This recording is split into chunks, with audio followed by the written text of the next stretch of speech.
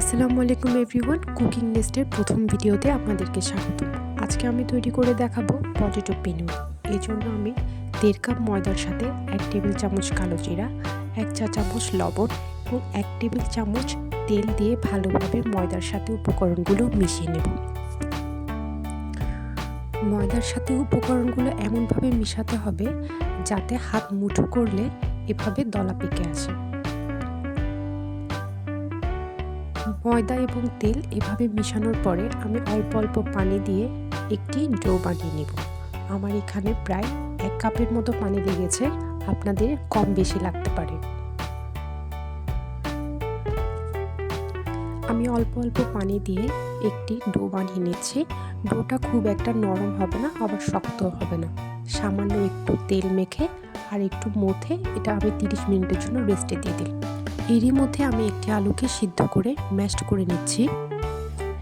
ভালোভাবে ম্যাশ করা হয়ে গেলে আমি এখানে 1 টেবিল চামচ লাল মরিচের গুঁড়া, 1 টেবিল চামচ চাট মশলা, 1 টেবিল চামচ অরিগ্যানো এবং স্বাদ মতো লবণ দিয়ে ভালোভাবে মিক্সড করে নেব।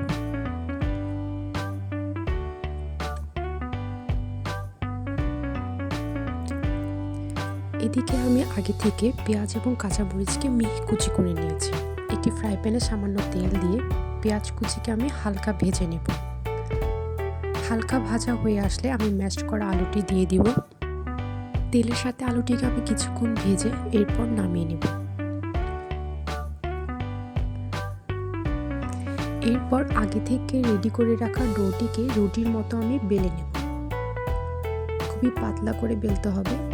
এরপর ম্যাশ করে রাখা আলুটিকে আমি রুটির উপর সুন্দর করে সমানভাবে বিছিয়ে দেব।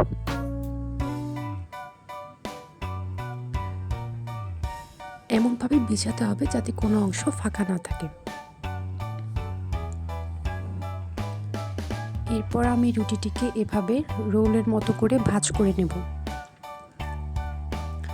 রুটিটি এভাবে সুন্দর করে ভাঁজ করা হয়ে গেলে আমি সুন্দর করে একটি ছুরি দিয়ে পিস পিস করে কেটে নেব।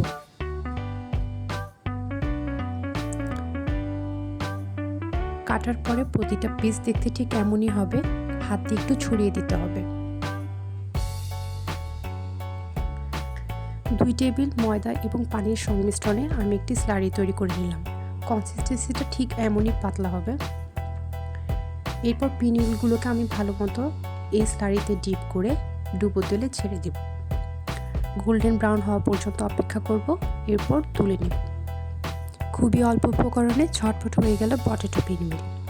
বিকালের নাস্তায় এমন যদি স্ন্যাক্স থাকে তাহলে তো আর কথাই নেই। আমি দইয়ের একটি চাটনির সাথে পরিবেশন করলাম। আপনারা চাইলে যে কোনো সসের সাথে এটিকে উপভোগ করতে পারেন। ভিডিও ভালো লাগলে অবশ্যই আমার চ্যানেলকে সাবস্ক্রাইব করবেন। Thank you.